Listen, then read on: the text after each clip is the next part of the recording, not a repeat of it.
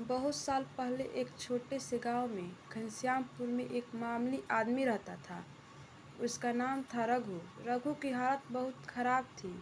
रोज की दिहाड़ी मुश्किल से चलती थी, लेकिन उसकी आंखों में एक ही सपना था, अमीर बनने का। एक दिन रघु को गांव के पास एक पुराने टूटे हुए कुएं के पास एक थैला मिला। उसमें भरे थे चमचमाते सोने जैसे सिक्के।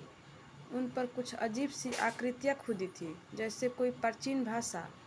पहले तो उसे यकीन नहीं हुआ, लेकिन फिर वह उन्हें लेकर शहर गया। सुनार ने सिक्के देखकर कहा, ये तो नकली है, लेकिन बहुत अच्छे से बनाए गए हैं। रघु को तो झटका लगा, लेकिन तभी उसके मन में एक खतरनाक विचार आया। उसने वो सिक्के गांव वालों को दिखाया और कहा, एक खजाना मुझे मंदिर के पीछे जमीन की खुदाई करते समय मिला। असली सोने के हैं। गांव वालों के लालच में आ गए।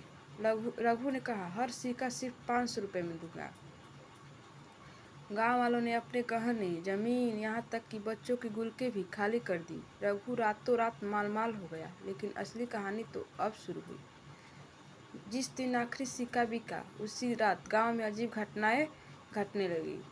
किसी घर की दीवार से खून बहने लगा। किसी के सपनों में वही सिक्के डरावनी आवाज़ों में बात करने लगे, हमें वापस करो, वापस करो।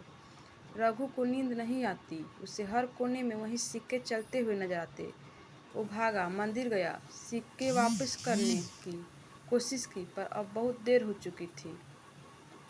एक रात वो गायब हो गया। अगले दिन गांव वाले ने उसे उसी टूटे कुएं के पास देखा। उसका शरीर अकड़ा हुआ था, आंखें खुली हुई थी और मुंह में ठूसे हुए थे वही सारे नकली सिक्के।